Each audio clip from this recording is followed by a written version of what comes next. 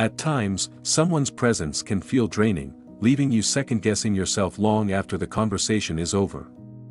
You might notice they consistently push your emotional buttons, creating tension as if conflict is their preferred form of entertainment. If this resonates with you, it's possible you're dealing with a narcissist, someone adept at manipulation and constantly seeking attention, regardless of the cost. Welcome to Motivation for Success, where we offer uplifting insights to help you navigate life's challenges with clarity and purpose. Today, we'll explore 5 crucial strategies for breaking free from a narcissist's influence. These methods are drawn from personal experiences, psychological principles, and lessons from experts, including perspectives reminiscent of Denzel Washington's inspirational viewpoints. Throughout this video, we'll remain in the third person, citing the opinions and words of an expert who advocates for resilience, personal boundaries, and emotional well-being.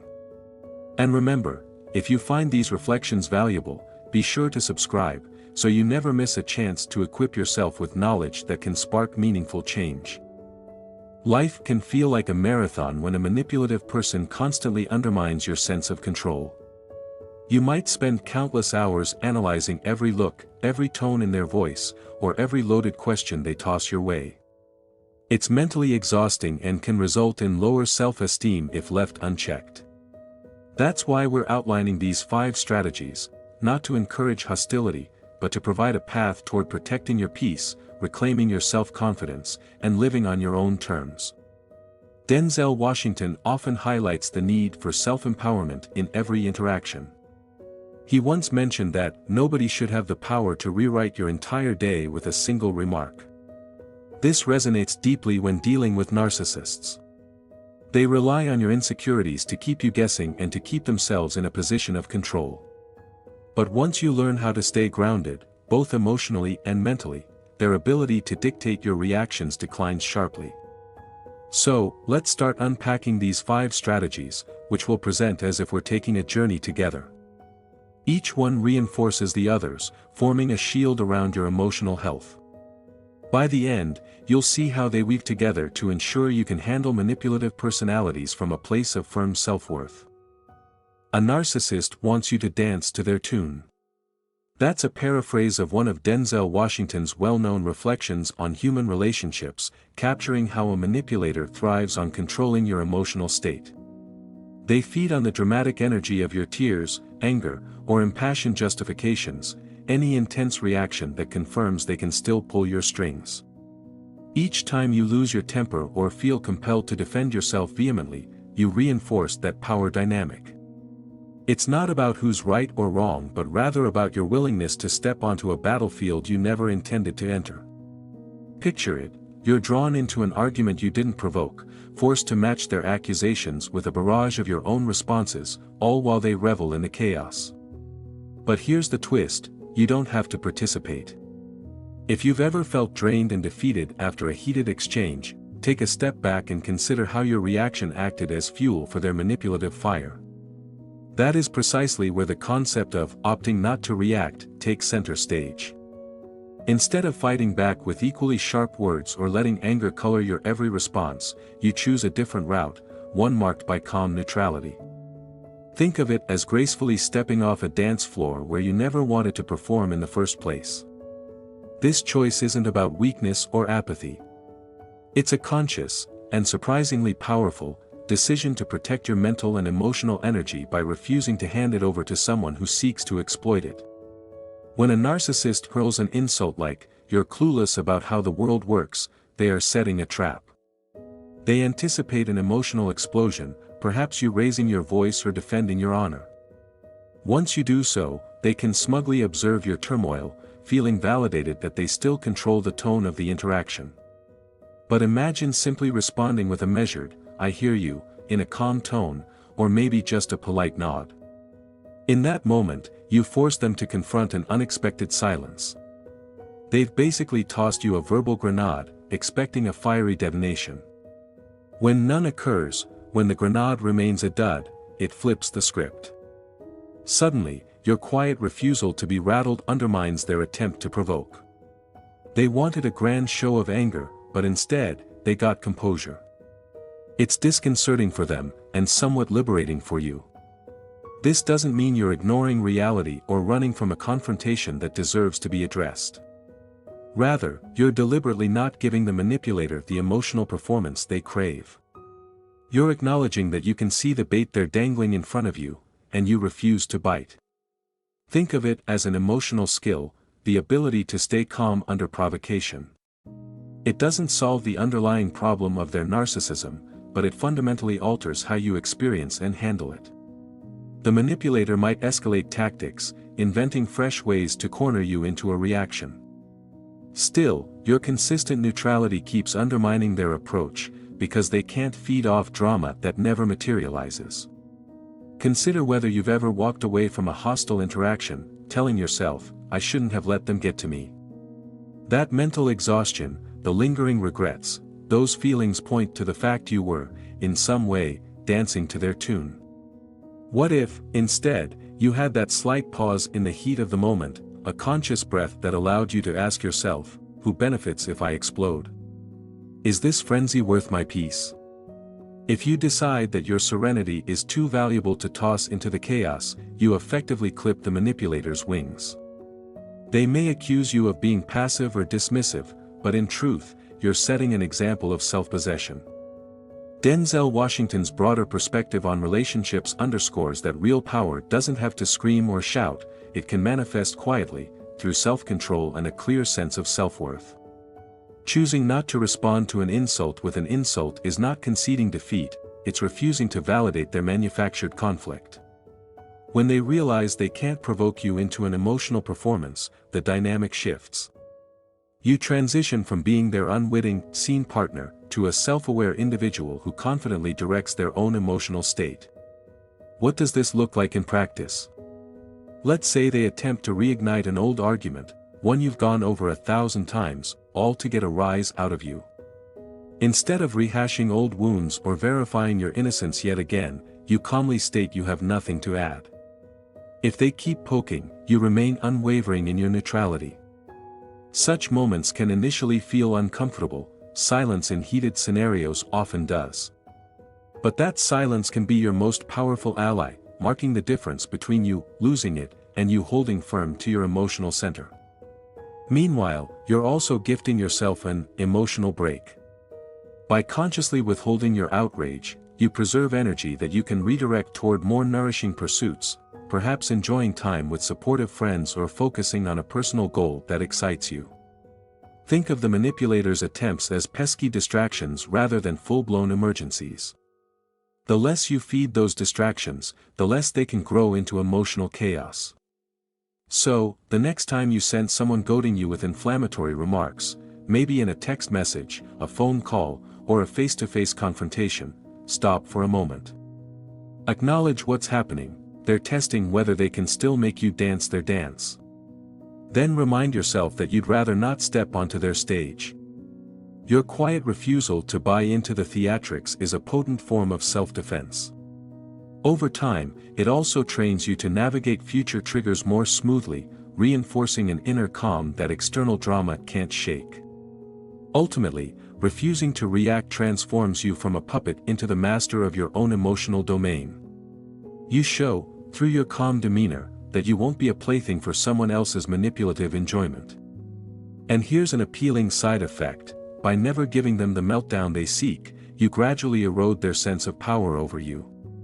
They may double down or test your boundaries, but with each test, your consistent composure stands as proof that their influence is waning.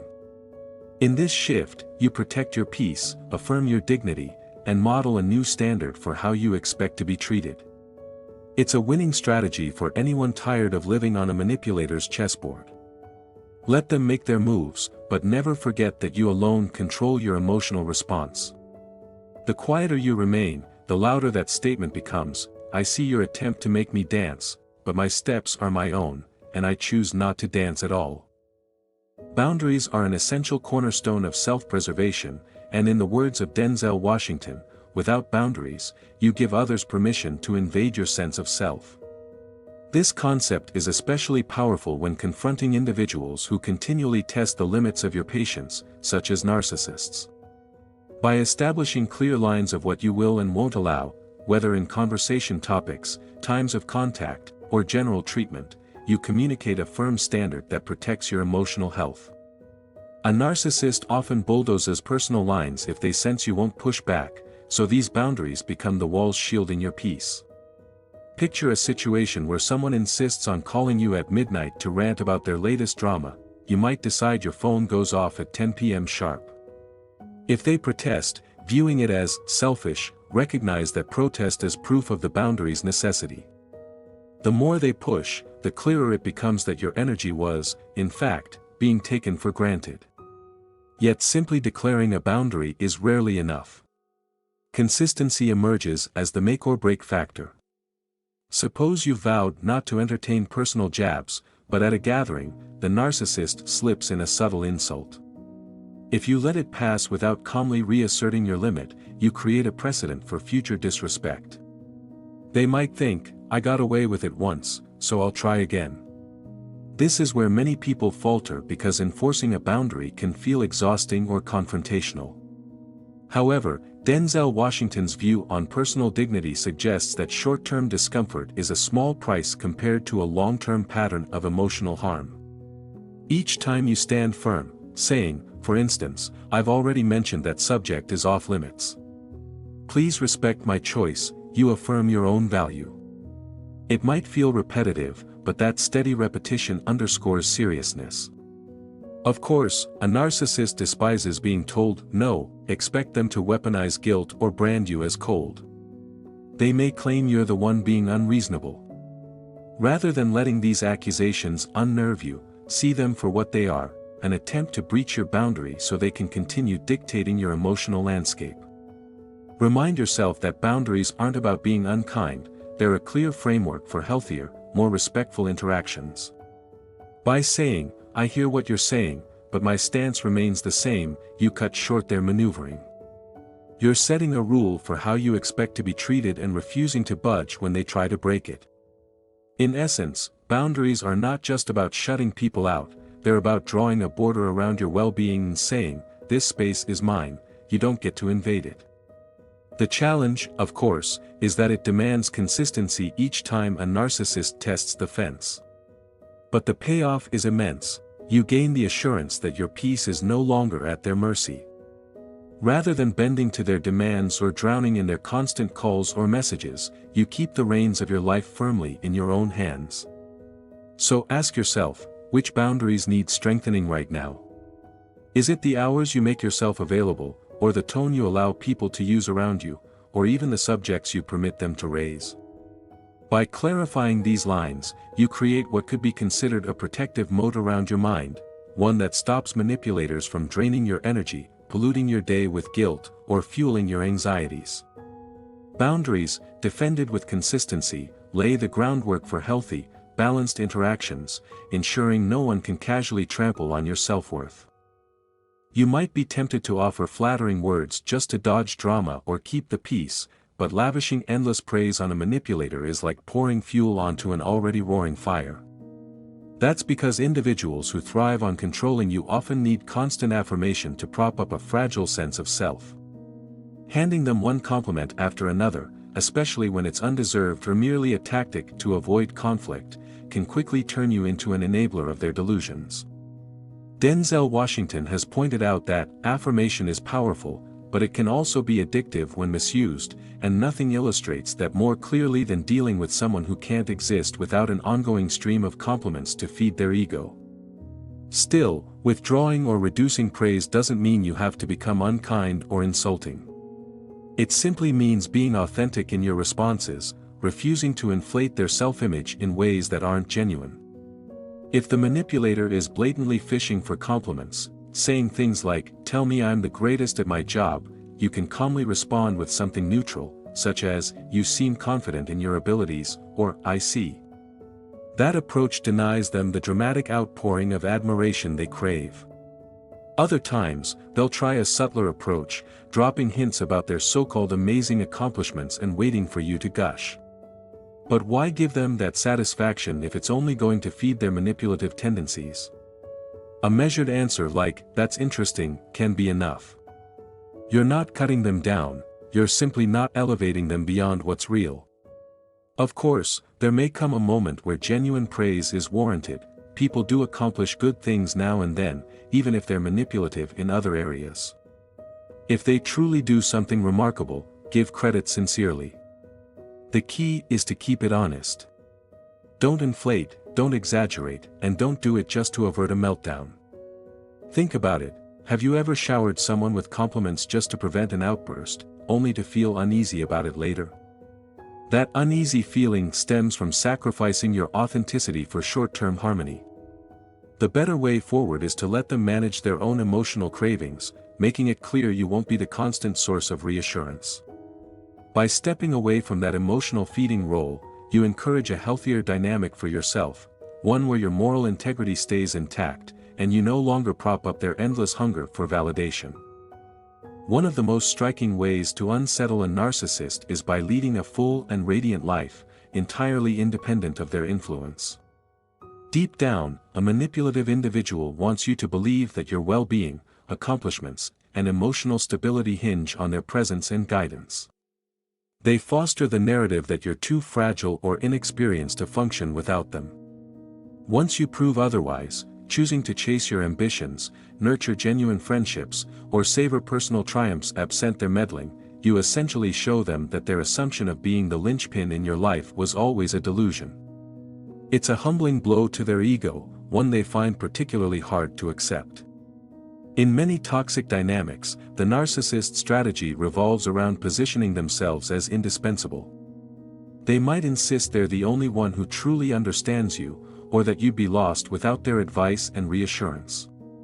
This belief becomes the scaffolding on which they build their sense of superiority. The minute you step away, perhaps by cultivating new hobbies, daring to transform your work life, or reconnecting with old friends, something monumental shifts. Suddenly, your success and happiness are no longer tethered to their approval. The reality sinks in, you can flourish perfectly well beyond their orbit, whether that means pouring your energy into a passion project or simply living each day with fresh confidence. Denzel Washington has often highlighted the power of surrounding yourself with people who genuinely uplift you.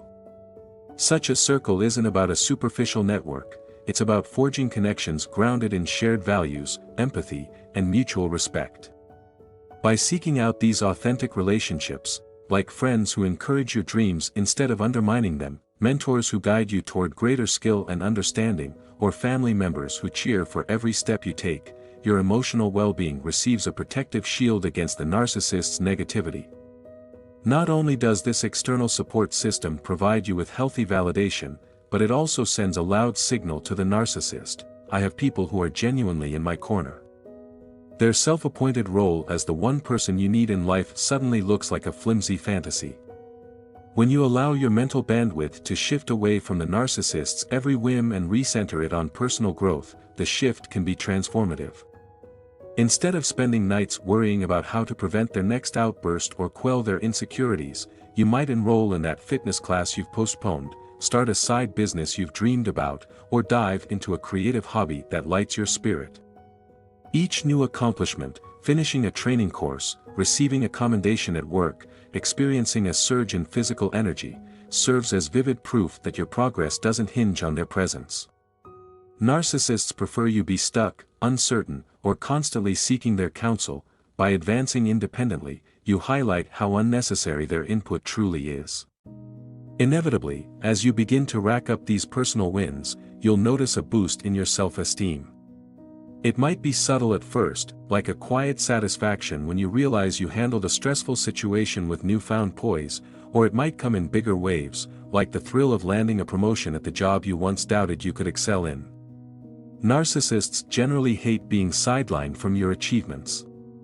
They may attempt to belittle your successes, claiming they're trivial or unearned, or they might try stirring chaos behind the scenes.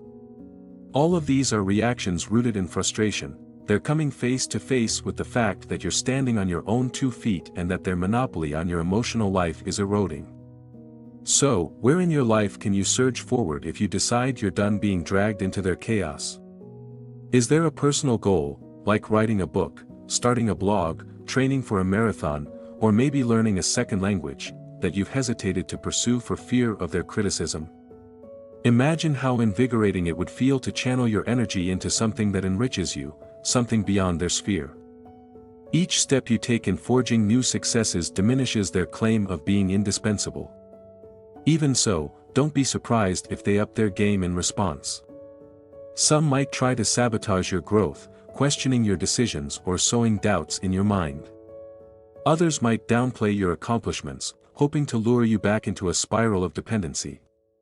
Yet the simple truth is, every day you devote to expanding your horizons reinforces your autonomy. By steadily choosing growth, you prove that your fulfillment isn't reliant on their presence. That realization strikes right at their sense of control, leaving them powerless to derail your forward momentum. Narcissists are exceptionally adept at creating chaos to keep you off balance. They might text you in a fury, demanding immediate attention, or corner you at a family gathering just to bait you into a heated argument. Why do they do it? Because they feed on the emotional tension that follows. They thrive when you become agitated, whether that means you're furious, defensive, or on the verge of tears. Each time your reactions spiral out of control, they experience a surge of power. It affirms their control over your emotional state, as though they can snap their fingers and watch you unravel.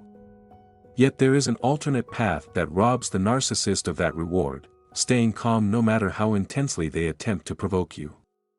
It's not about denial or pretending they haven't said something hurtful, it's about deciding that you won't surrender your emotions at their whim. Denzel Washington often references the idea that genuine composure is like armor. Remaining calm doesn't mean you're naive to the manipulator's tactics. It actually signifies that you have a firm internal compass dictating your response. If they call you a terrible name or insist you failed in some way, you respond in a controlled manner, quietly acknowledging their words without falling into a meltdown. This approach unsettles them more than you might guess. They've lobbed an insult like a grenade, expecting it to explode in anger, but you leave it as a dud lying on the ground. Your ability to remain steady instantly short-circuits their usual cycle of conflict. This process isn't automatic. It requires what might be called emotional logic, the practice of pausing and reminding yourself why you shouldn't react with raw anger or despair. Imagine your mind as a tranquil harbor. Waves crash on the rocks, but they can't dislodge them. The narcissist's harsh words or provocations are those waves, loud, even forceful, but ultimately incapable of reshaping your inner peace unless you let them. Taking a brief moment to breathe, gather your thoughts, and remember your self-worth acts as a kind of mental reset. Maybe you say to yourself, "This is just noise, it doesn't define me." Then you speak up in a measured, neutral voice, or if the situation escalates, you politely exit the conversation before things get truly volatile. By responding with calculated calmness, you effectively dismantle their strategy. They're left with no meltdown to exploit, no raw nerves to pick at. Don't be shocked if your new calm infuriates them. When a narcissist notices that your reactions are far less intense, they may ramp up their manipulative behaviors, pushing harder with bigger insults, wilder accusations, or more dramatic tales. This is their attempt to test your newfound resolve. Stay alert during this phase, it's where many people slip. A manipulator might say something so outrageous that you feel the sting in your gut. But if you remain unwaveringly calm, refusing to let them see you flustered or upset, you reveal just how impervious you've become. Once they realize that, no matter how aggressively they poke, you won't break down, they either exhaust themselves trying or grow bored when they see no payoff. This new stance might prompt the manipulator to accuse you of being passive-aggressive or lacking empathy. Yet what's really happening is you're no longer their emotional marionette. They can't jerk the strings and watch you dance. You're living proof that you can be entirely aware of their attacks without offering them the emotional meltdown they crave. Over time, their old formula loses its impact. If their skill lies in creating drama, your refusal to engage is like refusing to buy a ticket to their show. It may sting them to see that you won't applaud or even attend their spectacle, however, it's far more liberating for you than constantly performing on their stage. Try reflecting on how a calmer stance might have altered any recent heated conversation you recall. Did an insult escalate into something bigger than it needed to be? How would the situation have changed if you had used a neutral tone, offered minimal response, and mentally stepped away from their attempt at provocation? You might have left that encounter feeling more composed, possibly a bit proud of yourself for not letting them yank your chain. And if they kept pressing, your unwavering calm would have eventually shown them you were impervious to the chaos they orchestrated. All of these tactics, recognizing the chaos factor, embracing composure as armor, applying emotional logic, and maintaining consistency if they escalate, form a cohesive defense that rescues your mental space from their harmful attempts at control. Once you see how effectively calm composure derails their strategies, you'll likely feel more confident and in charge of your interactions. No longer do you have to dread texts or calls from them, bracing for conflict. Instead, you realize you can't stop them from trying, but you can absolutely stop them from succeeding. Remember that while each technique is effective, real transformation arises from consistent practice. If you lapse once, maybe you respond rashly or loosen a boundary, don't be too hard on yourself. Recommit. Change takes time. Over weeks and months, these methods become second nature, and the manipulator's grip loosens until they can no longer drive your emotional state. Thank you for joining us today. If this script's content moved you in any way, please hit the subscribe button, like the video, and share it with someone who could benefit from these insights. Think about paying it forward. If a friend is caught in a toxic dynamic, your sending them this approach might be exactly the resource they need to reclaim their own mental and emotional freedom. As for you, always bear in mind, no matter how compelling the narcissist's illusions are, your sense of self is ultimately yours to protect. When you decide to stand firm, quiet in the face of drama, uphold your personal limits, deny them undeserved praise, flourish on your own, and stay serene under their storms, you're choosing liberation, an unwavering stance that says, "My life is my own." In the wise words often echoed by Denzel Washington, the biggest battles are won within, which means that once your internal footing is secure, the manipulator's attempts to unbalance you lose their edge. These 5 strategies help you fortify that internal stability, shining as a testament that you don't need to sink to someone else's level to secure your well-being. Instead, you rise above, forging a path that honors your values, goals, and emotional sanctuary. Remember, if this video inspired you, please hit the subscribe button, give us a thumbs up, and let others in your circle know about these life-altering insights. You never know who might be silently struggling with a manipulator's chokehold. Finally, continue shining your light, forging your destiny, and refusing to let negativity eclipse your worth. If this story moved you, consider spreading kindness today. You could send a text to a friend in need of encouragement, hold open a door for a stranger, or simply pass along a comforting word. Often, it's these small acts that remind us we share a universal longing for respect, self-expression, and love free from hidden strings. Thank you for investing time in your personal growth by exploring these ideas. May each day find you stronger, more self-assured, and more dedicated to building the life you envision. We look forward to walking further with you in upcoming videos, shining a guiding light on self-improvement and boundless possibility. Stay empowered, hold your ground, and never doubt your capacity to rise above manipulative storms. Take a deep breath, hold your head high, and step boldly into the new chapter you're writing.